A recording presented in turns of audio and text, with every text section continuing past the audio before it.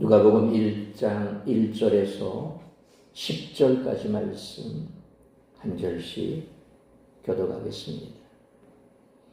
우리 중에 이루어진 사실에 대하여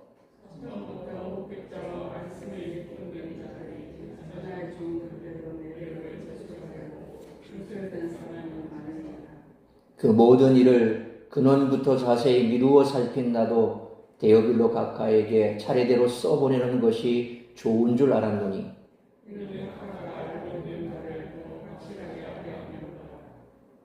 유대왕 헤롯 때에 아비야 반열에 제사장 한 사람이 있었으니 이름은 사가랴요 그의 아내는 아론의 자손이니 이름은 엘리사벳이라.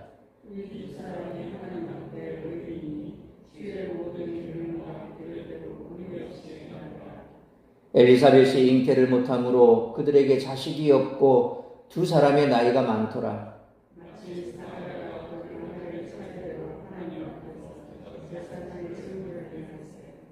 제사장의 전례를 따라 제비를 뽑아 주의 성전에 들어가 분향하고 모든 백성은 그 분향하는 시간에 밖에서 기도하더니. 아멘. 기도하겠습니다. 거룩하신 아버지 하나님, 은혜와 사랑을 감사합니다. 오늘 하루 온종일 또 비가 그쳤다 내렸다 반복을 하며 그런 와중에 힘든 하루 일과를 마치고 주님 앞에 나와 예배합니다. 이 시간 말씀 앞에 섰습니다.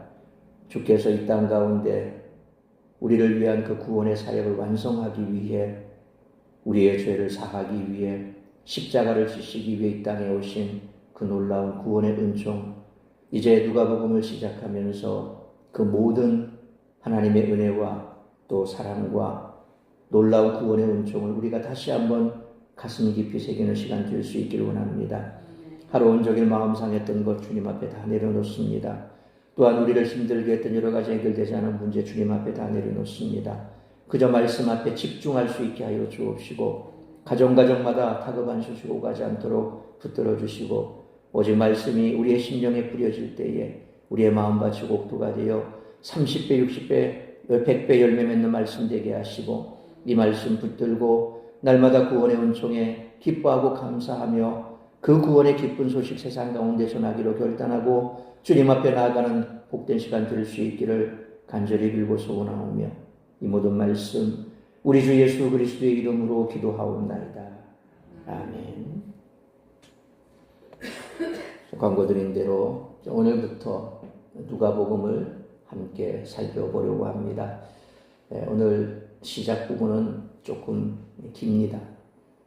누가복음의 배경이 되는 그 배경 설명과 함께 그리고 누가복음뿐만 아니라 우리 사복음서의 간략한 그 특징과 차이가 무엇인지, 그래서 이제 앞으로 누가복음을 살펴볼 때 그 누가복음에 깔려있는 조변에 깔려있는 어떤 누가의 신학적인 그런 배경 여러 가지 여러분들이 알게 될 것입니다. 그래서 이제 오늘부터 살펴보는 이 누가복음을 통해서 정말 이 의사 누가의 관점에서 그렇게 예수님의 사역과 그리고 또 말씀을 통해서 은혜 나누는 귀한 시간 될 수 있기를 축원합니다. 사실 사복음서 중에서 유일하게 누가복음은 저자의 집필 배경, 목적 그리고 집필 기본 원칙을 밝히는 서문으로 시작하고 있다는 것입니다. 우선 1장 1절로 4절까지의 이 서문은 당시 헬라 문학적 전통을 따라 데오빌로라고 하는 한 인물의 자신의 저작을 헌정하는 그런 형식을 취하고 있습니다. 먼저 누가는 자신이 저술한 복음서의 수신자 이름을 명확히 밝히고 있습니다. 여기서 본서의 수신자로 명시되어 있는 데오빌로라고 하는 사람은 하나님의 사랑하는 자라는 뜻의 이름으로 그 이름이 한 개인을 가리키고 있는지 아니면 하나님을 사랑하는 다수의 성도들을 가리키는지 대해서는 사실 여러 논란이 좀 있긴 합니다. 그러나 누가가 총독 등에게 붙이는 각하라는 호칭을 사용한 것으로 보아 데오빌로는 가상의 다수의 독자층이라기보다는 로마의 고위 신분에 속한 특정 개인으로 보는 것이 자연스럽습니다. 그러나 이 사실이 누가복음의 독자를 특정 개인에게 한정시키는 것은 아니라고 하는 것이죠. 가령 예를 들면 한 편의 영화를 만들었습니다. 그런데 그 영화 처음 서막을 시작할 때 누구누구를 기리며 누구누구에게 바치며 뭐 이런 내용이 크레딧이 올라가기도 하죠. 그런데 그렇게 크레딧이 올라간다고 해서 그 사람만을 위한 그런 영화나 책은 아니라는 것이죠. 왜냐하면 그 영화 속에 그 사람이 가지고 있는 독보적인 위치에 대해서 한번 좀 생각하고 그러면서 그의 어떤 사상이라든지 또 그의 삶이라든지 그런 것을 이 영화를 보면서 한번 되새겨보자. 모두가 함께 공감하자. 뭐 그런 의미지 꼭 그렇다고 해서 그 사람 한 사람에게만 주는 것은 아니라고 하는 것이죠. 오늘 누가복음을 시작하면서 바울이 데오빌로라고 하는 사람을 유독 언급한 이유도 어쩌면 데오빌로가 가지고 있는 그 위치 그리고 그의 이름의 의미 뭐 이런 것들을 종합적으로 우리가 생각하라는 것이죠.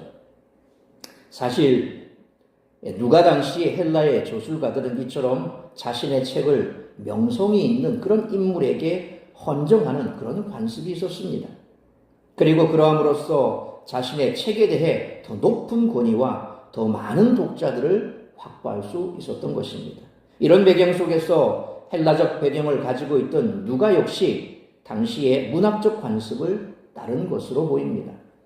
더구나 자신의 저술한 책이 데오빌로 한 사람에게만이 아니라 널리 회람될 가능성을 누가가 충분히 고려했을 것이라는 점은 의심할 여지가 없지요. 이렇게 보면 데오빌로는 비록 한 특정 개인이긴 하지만 누가가 본서를 기록하면서 염두에 둔 로마 제국 내의 이방 출신 성도들을 대변하는 인물이라고 볼 수도 있다는 것입니다. 그러니까 누가는 데오빌로라고 하는 한 인물을 1차 수신자의 이름으로 명시하고 있지만 그가 궁극적 수신자로 염두에 둔 이상은 데오빌로와 유사한 형편에 있는 로마 제국 내의 모든 이방 출신 성도들이었다는 점입니다.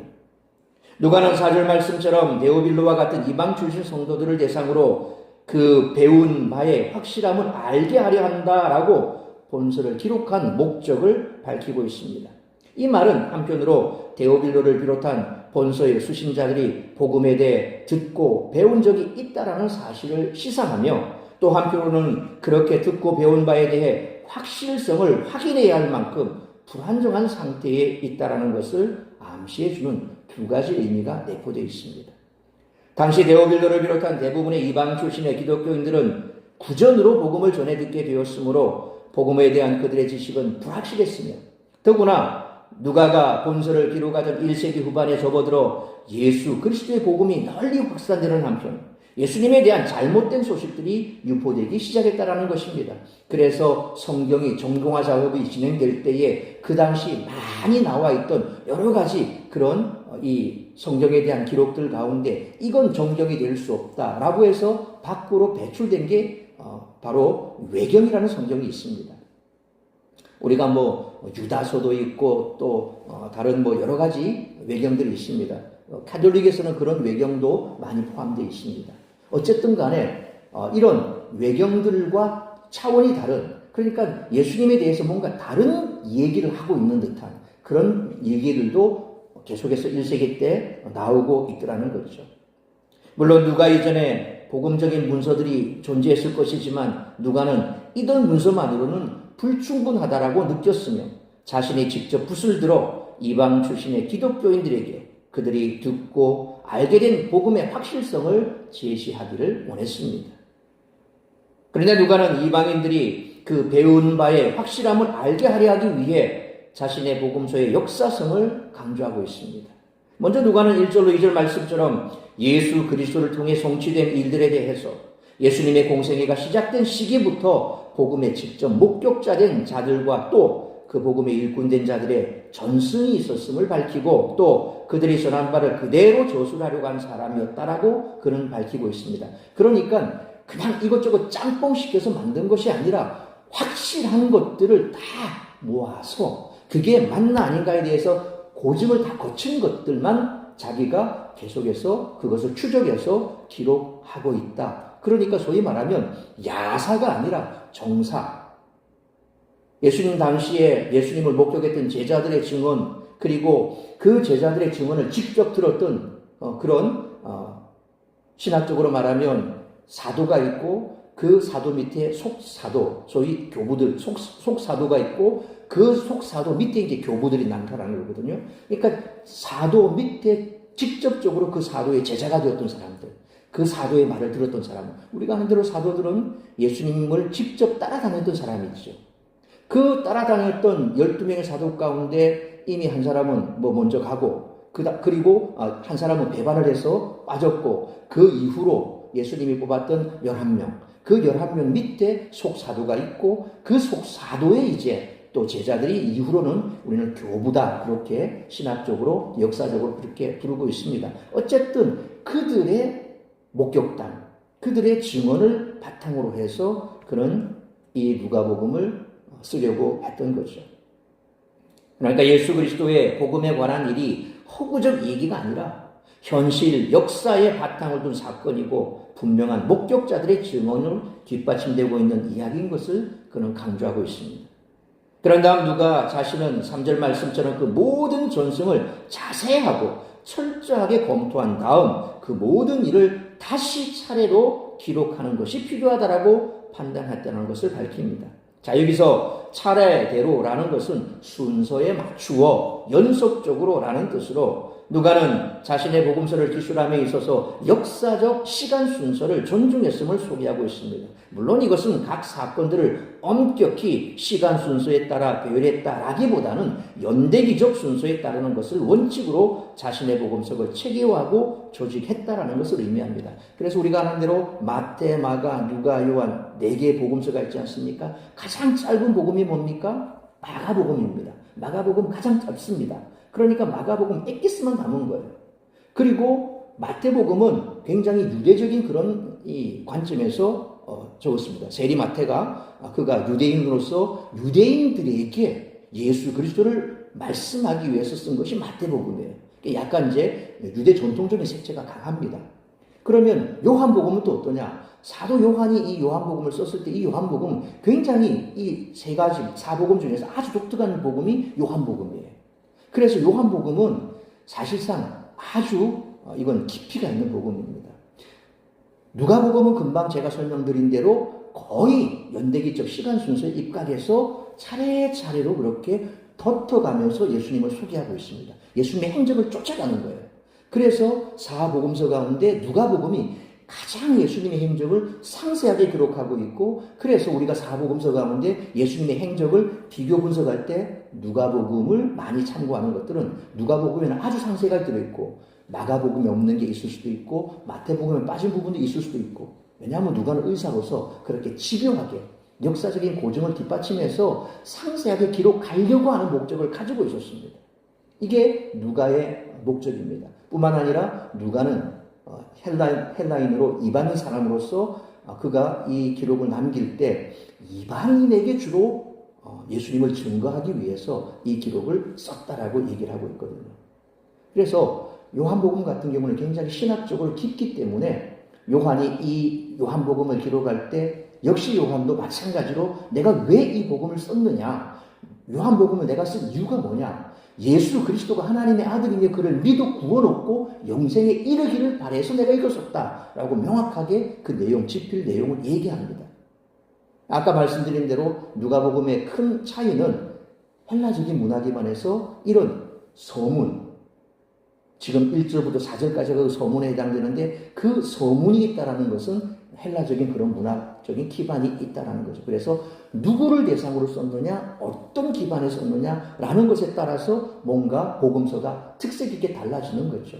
그러나 예수 그리스도의 삶과 사역과 그리고 행적에 대해서 기록한 것은 마태, 마가, 누가, 요한이나 동일하기 때문에 이걸 사복음서라 그러고, 그리고 요한복음을 뺀 마태, 마가, 누가복음은 거의 보면 예수님의 행적을 따라서 이렇게 썼기 때문에 공관복음이다라고 그렇게 공통적인 관점에서 기록이 되어 있다라고 신학적으로 분류를 합니다. 요한복음 포함시키면 사복음이 되고 빼면 요한복음을 제외한 세 복음을 공관복음이다, 그렇게 얘기를 하죠. 그래서 어쨌든 누가는 이처럼 철저하게 예수님의 어떤 역사적인 시각, 예수님의 발자취를 쫓아서 그렇게 복음을 기록하고 있다는 것이죠. 그래서 누가는 앞으로 예수님의 탄생, 사역, 죽음, 승천에 이르는 전 과정을 연대기적 순서에 따라서 전개하고 또한 역사적 사실에 충실하고도 포괄적으로 기술하는 그런 방식을 취하게 됐다는 거죠. 그러므로 누가복음은 예수님의 사역과 가르침을 보고 들은 목격자들의 증언을 모아 배열한 역사적 기록으로 수십 년의 세월 동안 기억을 생생하게 유지한 말씀 사역자들이 전해준 내용을 그렇게 기록한 책이며 누가복음을 통해 수천 년의 시간 간격을 넘어서 예수님의 진짜 말씀을 들을 수 있는 우리 모두가 되시기를 축원합니다.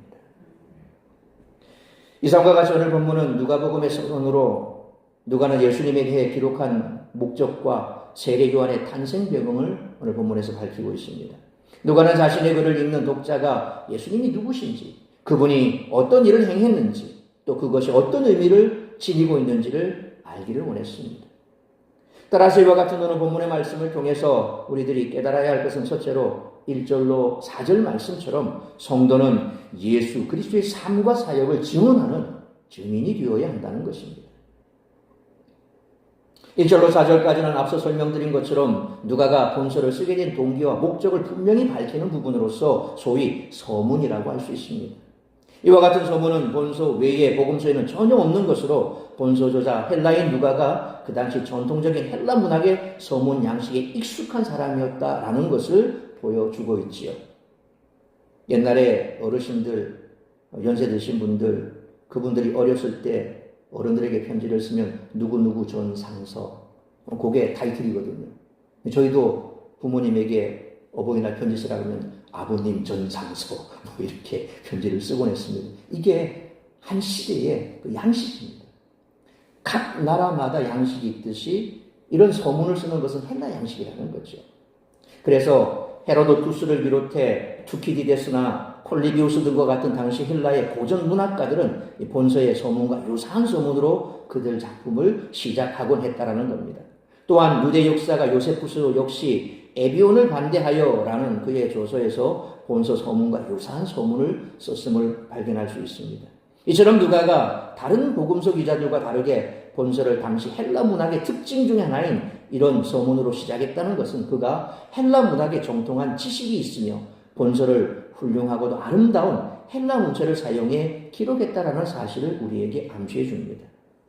또한 다른 복음서와 비교할 때 본서는 연대기적인 서술과 아름다운 문학적 서술로 구성되어 있습니다. 이는 마태가 구약 성경을 염두에 둔 주제별 서술, 아까 말씀드렸죠? 마태는 포커스가 어디입니까? 본 유대인입니다. 자신이 몸담고 태어난 그 유대 사회를 향해서, 유대인들을 향해서 그렇게 말씀을 예수 그리스도가 누군가 얘기를 했습니다. 그래서 마태복음을 보면 구약에 나와 있는 인용 부분들이 상당히 많아요. 왜냐하면 유대인들은 구약에 익숙한 사람들이거든요. 그러니까 예수님은 구약의 언약의 성취로 오신 분이다. 너희가 알고 있는 구약의 예언, 메시아의 성취가 바로 이분이다. 그래서 구약에 대한 인용 부분이 상당히 많은 게 마태복음의 특징이죠. 그래서 구약 성경을 염두에 둔 주제별 서술로 보고 있고, 마가는 뭡니까? 핵심적 사건 진술과 간결한 전개체입니다. 그래서 마가복음에 자주 나오는 단어가 뭐냐면 곧 즉시로, 곧 즉시로. 예수님께서 뭔가 하나의 일을, 기적을 베푸시고 난 다음에 그 다음에 곧 즉시로 옮겨가시고, 곧 즉시로 옮겨가시고. 그러니까 예수님의 신적인 그 능력을 얘기를 하시면서 예수님은 이 땅에 오셔서 구속 사역을 이루기 위해서 이렇게 일하셨다. 이렇게 많은 애를 쓰셨다. 뭐 이런 어떤 그런 측면에서 사건 진술을 아주 간결하고 전기체적으로 그렇게 쓴 특징이 바로 마가복음입니다. 요한복음은 신학적 서술과 대화체 서술로 이어져 나가고 있습니다. 그러니까 마치 주거니 받거니 하는 그런 대화 형식, 그리고 그 내용 자체가 굉장히 깊은 신학을 가지고 있습니다. 그래서 요한복음에 보면 이 공간복음, 세복, 마태, 마가, 누가복음에 나오는 사건이 응축되어 있습니다. 요한복음에는 7개밖에 안 나와요. 7개 예수님의 사건을 기록을 하는데 이것도 순서가 안 맞아. 요한복음에서 가장 먼저 나오는 사건이 뭡니까? 물로 포도주를 만드는 사건이죠. 가나 혼인잔치에 가서 물로 포도주를 만드는 사건이에요. 근데 예수님께서 아직 내 때가 이르지 않았다. 그럼에도 불구하고 어머니 마리아가 계속 요구하니까 물을 떠서 갖다 줘라. 그렇게 얘기하죠. 그러니까 예수님께서 공생이 시작하기 전인데도 불구하고 그런 사건이 벌어진 내용을 이미 초반에 깔아버립니다. 자, 물이 포도주로 변한 게 뭡니까? 예수님의 보혈의 사건과 일맥상통하죠. 앞으로 예수님께서 어떤 사건의 핵심적인 인물로 들어설 것인가에 대해서 명확하게 가르쳐 주는 거예요. 물은 아무런 의미가 없습니다. 포도주가 물이 된 것처럼 예수님의 보혈, 그 예수님의 보혈로 구원받는 거죠. 그래서 그 포도주가 된 물을 떠다 주니까 연회장이 보고 너무 기뻐하더라. 이전보다 더 좋았다. 그러니까 정결의식으로서 어떤 큰 항아리에 있던 그 물을 떠서 갖다 줬거든요. 그거는 물로 씻어서 죄의 문제는 해결되지 아니하고 예수님의 보혈로 죄의 문제가 해결된다는 것을 극단적으로 요한복음은 처음부터 갖다 들밀어버립니다. 요한복음의 특징도 그런 거죠. 그래서 요한복음은 예수님께서 베푸신 그 기적, 표면적인 기적이 아니라 그 이면에 깔려있는 세메인이라고 하는 표적이라는 단어를 쓰거든요. 겉으로 드러난 것이 아니라 밑에 깔려있는 그 내용을 보고 예수를 보라는 거예요. 그러면 너희가 명확하게 이분이 누군가 하나님의 아들임을 너희가 알게 될 것이다. 그래서 요한복음 말미에 가면 내가 이것을 쓴 것은 이러면서 얘기를 하고 있죠. 그러니까 마태복음이나 마가복음이나 요한복음이 누구를 대상해서 어떤 내용을 담고 있는지가 특징적으로 잘 나타나고 있다는 것입니다. 그런데 원문에 보면 한글 개역 성경에는 우리 중에 이루어진 사실에 대하여 라고 1장 1절에 이렇게 나와 있죠. 근데 헬라어 원문을 보면 2절 하반절에 나와 있는 내력을 저술하려고 붓을 든 사람이 많은지라, 이게 제일 앞으로 가 있어요. 그러니까 우리 한글 개역 성경하고 개역 개정 성경하고 헬라 원문하고는 다르죠. 헬라 원문에는 이 2절 하반절에 있는 이 내용이 가장 먼저 나와서 누가복음이 서술이 되고 있어요. 그러니까 그는 예수님의 가르침과 생애에 대해 그 당시 적잖은 사람들이 그 저술 활동을 하고 있었다는 사실을 공표하면서, 그래서 내가 붓을 들었다. 정확하게 이게 맞는지 안 맞는지 뭔가 표준이 있어야 되지 않겠느냐라는 거죠. 많은 사람들이 글을 썼는데 이게 진짜 맞는지 안 맞는지 내가 한번 그걸 역사적으로 고정해 볼게, 뭐 이런 개념을 누가가 가지고 있었던 거죠.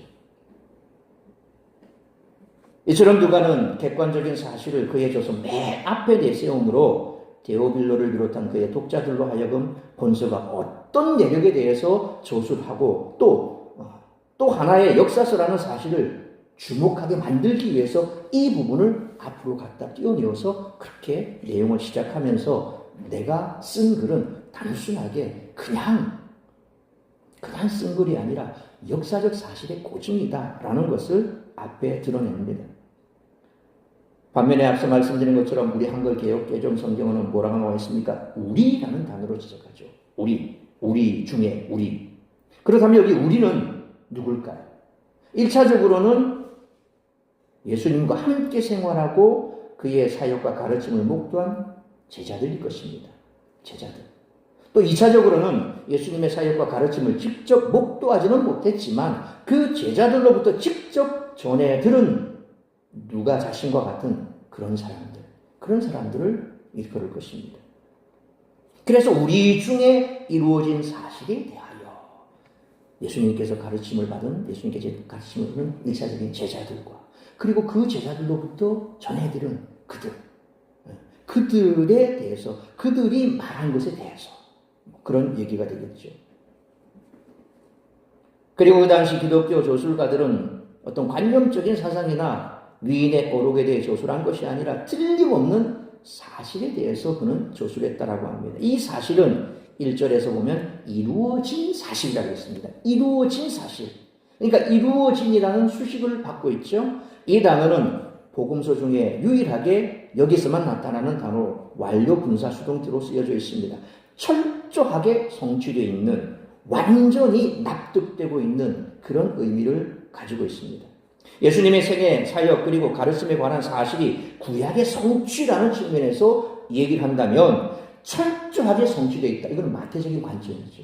구약에 철저하게 예언된 그것이 이제 신약에 와서 예수님으로부터 완성됐다. 철저하게 완성이 되었다라는 그렇게 의미로 해석이 될 것이고, 또 모든 그리스도인이 수긍하며 받아들이고 있는 객관적인 사실이라는 측면에서 이해된다면 마가보적인 그런 개념이겠죠. 그런 객관적인 측면에서 이해된다면 완전히 납득되고 있는 그런 의미로 이해가 되겠죠.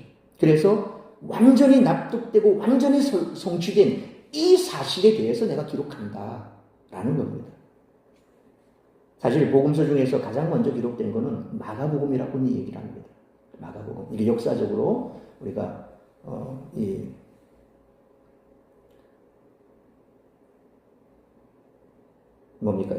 성경이 기록된 신약 성경이 기록된 연대기적인 어떤 그런 내용을 봤을 때 마가복음이 가장 먼저 기록되어 있다. 그래서 마가복음을 시작으로 해서 이렇게 복음서들이 기록이 됐다. 그 이후로도 그것을 많이 바탕 삼았다라고 하는 것이 이 필사본에 나오는 학자들의 얘기입니다. 그렇게 봤을 때 지금 누가의 입장도 마찬가지죠. 가장 먼저 기록한 이 마가복음도 그는 참고를 했을 것이고, 또 마태복음도 참고를 했을 것이고, 그 이외에 기록되지 않은 많은 증인들의 얘기들을 그는 다 참고해서, 그래서 역사적인 고증이 있는 내용이다라는 것을 지금 데오빌로에게도 이야기하고, 또 헬라 안에 있는 여러 이 로마 시대에 있던 여러 많은 그런 영향력 있는 사람들에게 이 책을, 성경을 기록하면서 그들에게 이건 허구가 아니라 이런 역사적인 사실이 바탕이다라는 거죠. 그래서 어떻게 해석이 되든지 간에 둘 다 이해가 된다라는 거죠. 누가 당시 기독교 조술가들은 마태, 또 마태가 구약 예언의 성취라는 관점에서 복음을 기록했다 그랬죠. 마가 같은 사람은 모든 사람이 납득할 만한 객관적인 사실의 관점에서 복음서를 조술하기도 했다라는 거죠. 그래서 이 누가복음은 그 모든 것들을 다 아우르고 있습니다. 이어지는 2절에 처음부터라는 것은 요한복음 1장 1절 말씀처럼 시작과 기원입니다. 시작과 기원. 그것을 뜻하는 말이 처음부터라는 말인데, 여기서는 예수님의 공생의 사역의 시작 시점을 가리키는 말로 쓰였다고 볼 수 있습니다.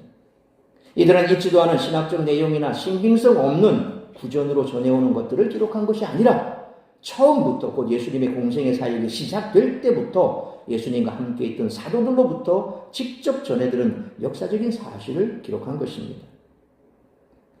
한편 2절 하반절에 내력을 조술하려고 붓을 든 사람이 많은지라 라는 이 문장, 앞서 설명드렸죠. 1장 1절에 이 문장이 가장 먼저 나온다고 그랬습니다. 예수님의 승천 후 30여 년이 흐르면서 베드로를 비롯한 사도들이 하나둘씩 순교하게 되자 의식 있는 그리스도인들과 마가와 같은 사도의 제1세대 제자들은 예수님의 생애와 사역, 가르침을 문서로 기록해 보존해야 한다는 그런 필요성을 절감하게 된 것입니다. 그래서 그들은 저마다 붓을 잡게 됐습니다. 여기서 내력이라고 번역된 단어는 처음부터 끝까지 이야기를 자세히 말하고 전하다라는 의미를 지닌 그런 동사에서 유래한 명사입니다. 그래서 역사적으로 시작과 끝이 분명한 상세한 이야기를 뜻합니다. 이는 예수님께서 언제 어디서 어떻게 탄생했으며 그가 무슨 사역을 하셨고 어떤 말씀을 가르쳤으며 또 어떻게 죽고 그의 결말이 어떠했는지에 대한 상세한 얘기를 하고 있는 거죠. 자, 다시 말씀드립니다만 마태복음은 유대인 관점에 썼습니다. 그래서 마태복음에 보면 우리 주 예수 그리스도의 역사라 그러면 족보가 나오죠. 유대인들 족보를 굉장히 중요합니다. 그러니까 마태복음에 있어서 유대인의 관점에 썼기 때문에 족보가 가장 먼저 나와요. 예, 족보가 쭉 나오고 요한복음의 관점에서는 뭡니까? 예수 그리스도는 하나님의 아들인 거예요. 그게 핵심이에요. 그러니까 요한복음에 있어서 태초에 말씀이 계시니라. 마치 창세기를 얘기하는 것처럼 태초에 말씀이 계시니라. 이러면서 예수님이 어떤 분인가 쭉 얘기를 하고 있어요. 예. 마가복음은 그냥 예수님의 사역에 대해서 열심히 얘기하는 거예요. 예수님께 사셨던 그 사역에 포커스를 맞춰서 실제적인 얘기. 누가복음은 뭡니까? 예수님이 어디서 어떻게 탄생하셨고 그리고 예수님의 탄생 배경과 함께 아우르고 있는 세례 요한의 탄생 비화까지, 오늘 세례 요한의 얘기도 나옵니다만 뭐 그런 얘기들, 그리고 예수님이 탄생하실 때 역사적인 배경이 어떻게 되고 누가복음은 나오잖아요. 그래서 우리가 어릴 때 성탄절 이브 때 무슨 연극을 하려면 그 내용의 배경이 뭡니까? 누가복음에서 다 나오는 거예요. 그러니까 누가는 그런 관점에서 예수님께서 어떻게 태어나셨고 어떻게 이 땅을 사셨고 뭐 이런 내용도 아주 자세한 시시콜콜한 내용까지도 상세하게 기록했다는 거죠. 그래서 본서 저자인 누가는 처음부터 말씀의 목격자 되고 일꾼된 사도들로부터 예수님에 관해 직접 들은 예수님의 생애, 사역, 가르침에 대해 저술을 했고 또 저술을 하고 있는 사람들이 많았기 때문에 역사가인 누가 자신도 데오빌로 각하에게 이 연대기적으로 체계적인 내용으로 써보내는 것이 좋다라고 판단했기 때문에 그래서 글을 쓰게 된 거죠.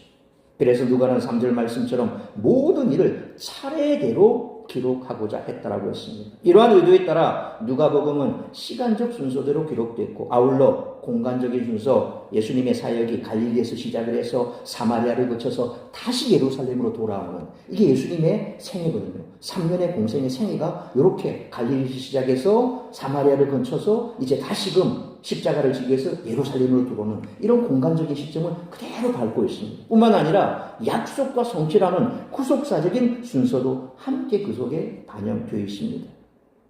이미 많은 사람들이 목격자의 증언대로 조술한 기록이 있음에도 불구하고 누가복음을 조술한 것이 필요했던 이유가 바로 여기 있는 거죠. 복음 사건을 각 순서에 따라 배열해야 할 필요가 있었기 때문입니다. 누가는 이 목적대로 조술하기 위해 예수님에 관한 이야기를 그 시작 지점에서부터 연구했다라고 밝힙니다. 또 누가는 누가복음을 정확하게 기록하고자 했습니다. 따라서 누가가 정확하게 기록하려는 서술 목적을 토대로 누가복음을 집필했다고 우리는 해석할 수 있습니다. 누가복음의 수신자는 데오빌로인데 누가는 그에게 각하라는 호칭을 사용했다고 했습니다. 이는 데오빌로가 로마 제국의 총독 중 한 명일 가능성을 우리에게 알려주고 있죠. 왜냐하면 누가가 이 단어를 벨릭스 각하, 사도행전을 보면 벨릭스 각하, 베스도 각하라고 하는 이 총독들의 뒤에 각하라는 이름을 붙였습니다. 그래서 총독을 가리키는데 이 각하라는 호칭을 썼다라고 봤을 때 데오빌로 각하라고 했으니까 그도 그와 같은 직책을 가진 사람이다 라고 볼 수 있죠. 물론 데오빌로가 총독이 아닐 수도 있습니다. 이 단어가 종종 작품을 헌정하는 맥락에서 그 사람을 격상시켜서 높여서 그렇게 부르는 호칭일 수 있기 때문에 그렇게도 볼 수 있습니다. 다만 데오빌로라고 하는 사람은 뭡니까? 실존 인물이었다라는 거죠. 가상의 인물이 아니라 실존 인물이었다라는 것입니다. 데오빌로라는 이름은 주전 3세기 자료에서 발견되는데 실제로 이 이름이 많이 사용되기도 했던 이름입니다. 또 당시 문헌이 실존 인물에 헌정되었던 관습이 있었다라는 거죠. 헬라 문학의 세계에 있어서 아주 뭔가 좀 높은 분, 누군가에게 헌정하는 그런 문학적인 특징이 있었기 때문에 그래서 그것도 현존하는 사람에 대해서 누가가 데오빌로라는 이름을 얘기하는 것도 그와 같은 맥락이라는 거죠. 초기 기독교 문헌인 가클레멘스 문서에서 보면 누가복음의 수신자인 데오빌로가 안디옥에 거주했다라고 그렇게 얘기하기도 합니다. 데오빌로가 실존 인물이든 아니든 그가 총독이든 아니든 간에 로마 총독 데오빌로가 누가복음의 독자로 언급된 것은 누가가 높은 관직에 있었고 부유한 이방 기독교인을 염두에 두고 누가복음을 기록했음을 암시합니다. 재물을 가난한 자들을 위해 사용하도록 격려하는 누가복음의 특징은 그러한 독자들을 염두에 두었기 때문에 가능했을 것으로 추정됩니다. 또한 데오빌로는 복음을 이미 듣고 알고 있는 사람입니다. 따라서 그는 이미 그리스도인일 수 있습니다. 그렇다면 누가복음은 데오빌로와 같은 이방 그리스도인을 위해 기록된 복음서라고 할 수 있죠. 누가복음은 이방 그리스도인들이 예수님의 가르침을 따라 제자의 삶을 살도록 도전하고 있습니다. 그래서 누가는 4절에 이는 각하가 알고 있는 바를 더 확실하게 하려 함이로라 라고 말씀하고 있습니다. 이러보건대 누가는 데오빌로와 이방인 독자들에게 그들이 이미 배운 말씀들이 역사적으로 확실하다는 사실을 알림과 동시에 복음의 메시지의 사실성을 침해하는 이단에 대한 변증적인 의도로 본서를 집필했음을 알 수 있습니다. 앞서 제가 잠깐 언급해드렸습니다만 정확하게 예수님에 대해서 얘기하기도 하지만 그에 따라 반대적인 얘기도 나온다는 거죠. 작품은 항상 역사적인 배경이 있지만 그걸 비틀어서 자꾸 나쁜 쪽으로 쓰려고 하는, 표면시키려고 하는 그런 사람도 있을 수 있다는 거죠. 그래서 정경화 작업이 들어갈 때 정경에 빠졌던 외경이라고 하는 그런 성경도 있습니다. 오늘날도 많은 사람들이 인터넷에 보면 또 있습니다만 에녹스라는 것도 있고 유디스라는 것도 있고 이런 것들이 왜 정경이 되지 못했을까? 그건 그 내용이 너무 급진적이거나 혹은 성경관과 맞지 않기 때문에 그렇게 된 거예요. 그러니까 성경적인 세계관과 맞지 않은 그런 세계관을 가지고 있으면 이게 정경이 될 수가 없고 또 그것을 기록했고 고증하는 성경 내적인 고증 자체가 받쳐주지 못하기 때문에 정경에 들어가지 못했다라는 거죠.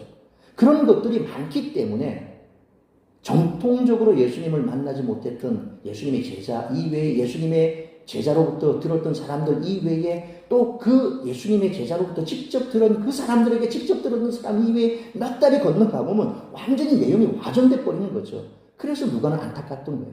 1세기 당시 그런 여러 많은 글들이 있기 때문에 그래서 내가 펜을 들어서 정확하게 역사적인 내용을 내가 쓴다 라고 얘기하고 거기에 누가는 오늘 이 누가복음을 우리에게 남겨준 것입니다. 누가는 그가 예수 그리스도께서 행하신 모든 일을 확실히 알기를 바랬습니다. 그리고 그 일들의 참된 의미를 전해주고자 했던 거죠. 누가는 예수 그리스도에 대해 증언하는 특별한 의도를 가지고 복음서를 기록했습니다. 그러니까 뒤에 24장 48절에 보면 너희는 이 모든 일의 증인이라 라는 예수님의 말씀처럼 그는 예수 그리스도의 증인이 되고자 했던 것입니다. 그리고 사도행전에서도 제자들의 사명이 바로 증인의 삶이라는 사실이 반복적으로 강조되고 있고 사도행전 1장 8절 말씀처럼 우리는 땅끝까지 이르러 예수 그리스도를 증거하는 증인의 삶을 살아야 한다라고 선포한 것처럼 누가 역시도 우리가 증인이 되기를 바랬던 거죠.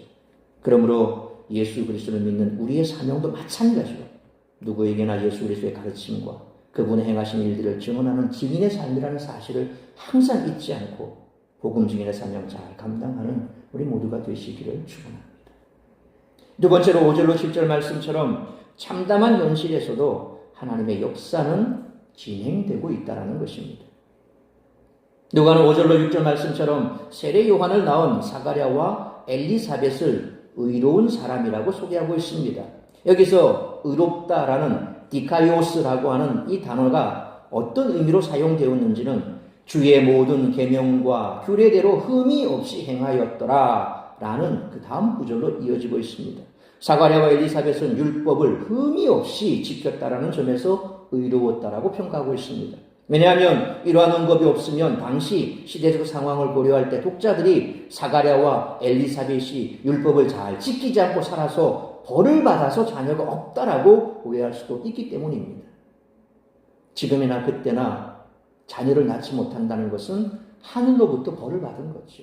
대문이 닫혔다라고 하는 것은 유대 사회는 그것이 굉장히 강했고 또 역시 헬라 사회도 별 차이가 없었던 거죠. 동양이나 서양이나 자녀를 여인이 생산하지 못한다, 낳지 못한다는 것은 큰 수치였던 것입니다. 우리가 잘 아는 사울의 딸 미갈의 경우는 어떻습니까? 그 미갈도 평생 자녀를 낳지 못했습니다. 그런데 왜 그랬습니까? 미갈은 다윗을 비웃음으로 인해서 벌을 받아서 자녀를 낳지 못했죠. 그러나 사가랴와 엘리사벳의 경우는 다르다라는 것입니다. 누가는 7절 말씀처럼 엘리사벳이 잉태를 못함으로 그들에게 자식이 없다라고 밝히고 있습니다. 여기서 잉태하지 못하는 이라고 번역된 헬라어가 스테이로스라고 하는 단어입니다. 이것은 물질의 표면이 딱딱하게 굳어버리고 뻣뻣해지는 것을 묘사하는 그런 단어입니다. 신약 성경에 주로 여성의 자궁이 뻣뻣해지고 메말라서 임신하지 못하는 것을 가리킬 때 스테이로스라고 하는 이 단어를 사용했습니다. 그래서 영어 단어에서 스테롤이라고 하는 단어가 있습니다. 이 스테롤이라고 단어는 불임이라는 뜻입니다. 그래서 이 불임이라는 영어 단어가 바로 헬라어 스테이로스에서 유래된 거죠. 실제로 엘리사벳은 사가랴와 결혼한 이후 계속해서 불임 상태였습니다. 결혼 그때부터 지금까지 계속 그냥 불임이었다라는 거죠.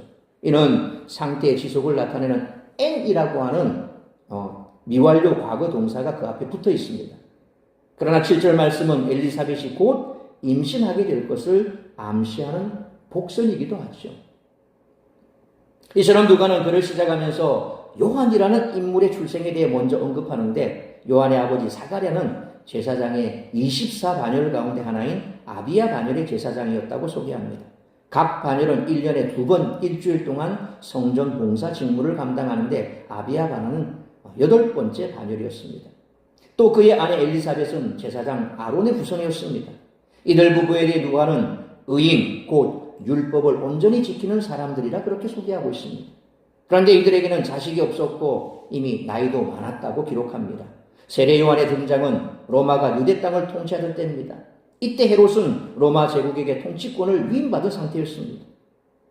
그러므로 하나님 나라 이스라엘의 모습을 찾아보기 힘든 배경에서 세례 요한의 부모가 소개되고 있는 것처럼 참담한 현실에서도 하나님의 역사는 진행되고 있음을 잊지 말고 역사의 주관자 되시는 하나님만 믿고 나아가는 우리 모두가 되시기를 축원합니다. 세 번째로 8절로 10절 말씀처럼 성도는 기도의 줄을 놓지 말아야 한다는 것입니다. 8절 말씀처럼 사가랴는 성전에서 분향하는 일을 감당했습니다. 성전에서는 하루에 3번 기도하는 시간이 있었습니다. 우리가 다니엘서를 읽어보면 다니엘이 사자굴에 던져지는 결정적인 이유가 뭡니까? 예루살렘으로 향한 창을 열고 하루 3번 기도하더라. 그러니까 다니엘도 바사제국에 잡혀온 사람이거든요. 포로로 잡혀왔어요. 포로로 잡혀왔는데 그가 포로로 잡혀온 입장에서도 그 일을 계속해서 했다는 것은 그 이전에도 그는 끊임없이 그 일을 했다라는 거예요. 그러니까 유대인 입장에서는 하루 3번 기도하는 것이 습관이었다라는 거죠.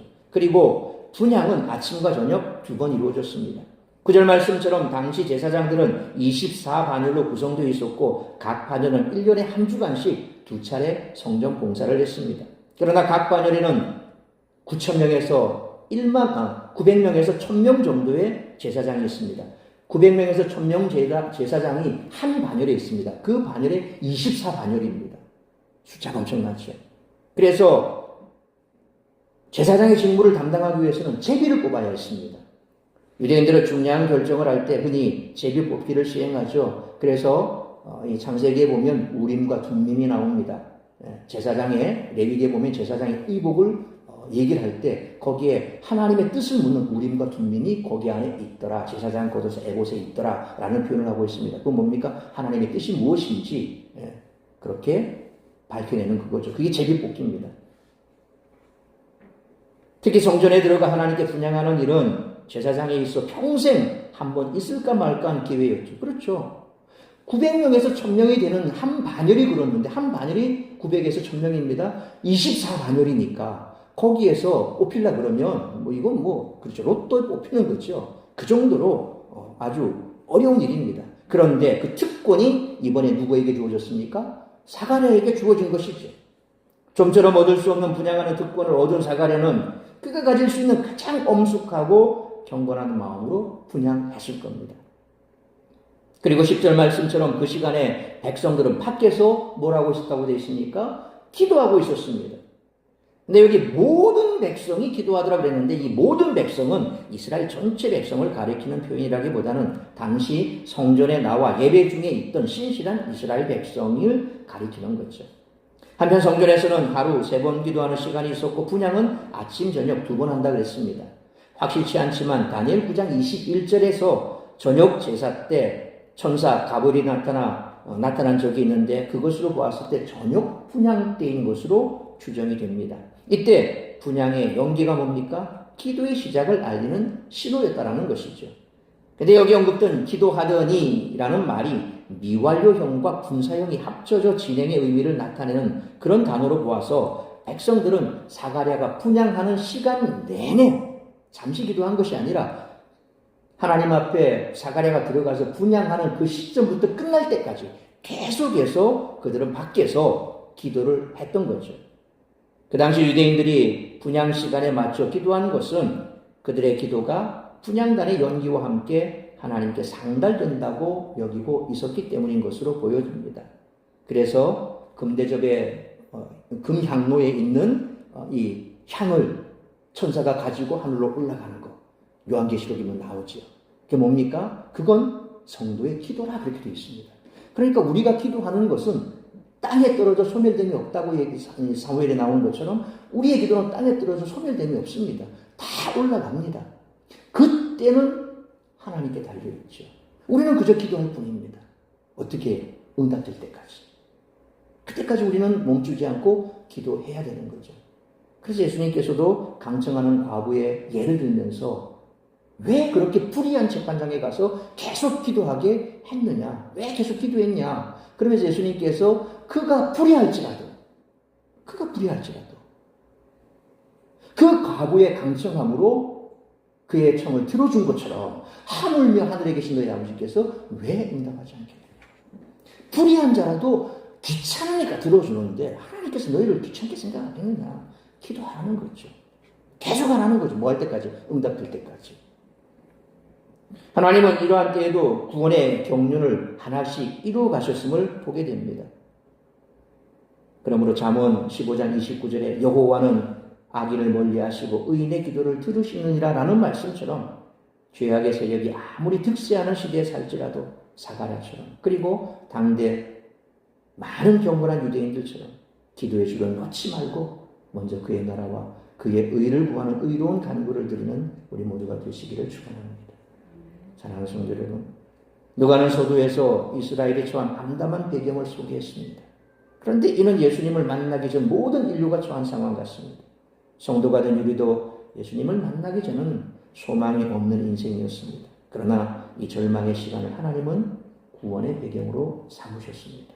그러므로 참담한 현실에서도 하나님의 역사는 진행되고 있음을 잊지 말고 역사의 주관자 되시는 하나님만 믿고 나아가 절망을 구원으로 바꾸시는 하나님의 놀라운 역사에 감사와 찬양을 올려드릴 뿐만 아니라 죄악의 세력이 아무리 득세하는 시대에 살지라도 기도의 줄을 놓지 말고 기도하며 예수 그리스도의 삶과 사역을 증언하는 증인의 삶을 살아가는 우리 모두가 되시기를 주님의 이름으로 축원합니다.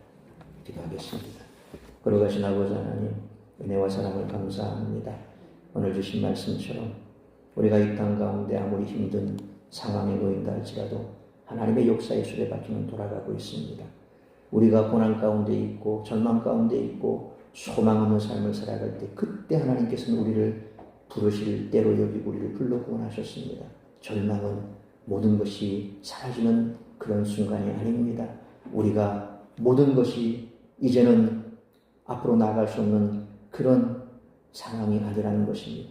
하나님은 그 상황조차라도 구원의 기회로 바꾸실 수가 있다는 것입니다.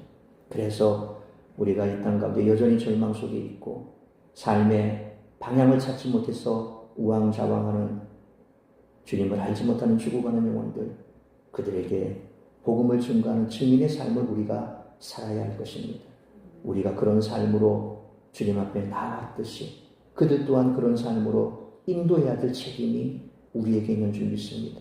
그런 삶을 살아갈 수 있도록 끊임없이 어떠한 상황 속에서도 기도의 줄을 놓지 않고 하나님 앞에 기도하며 간구하며 나아가는 우리 성도들 되게 하여 주옵소서. 이 모든 말씀 우리 주 예수 그리스도의 이름으로 기도하옵나이다.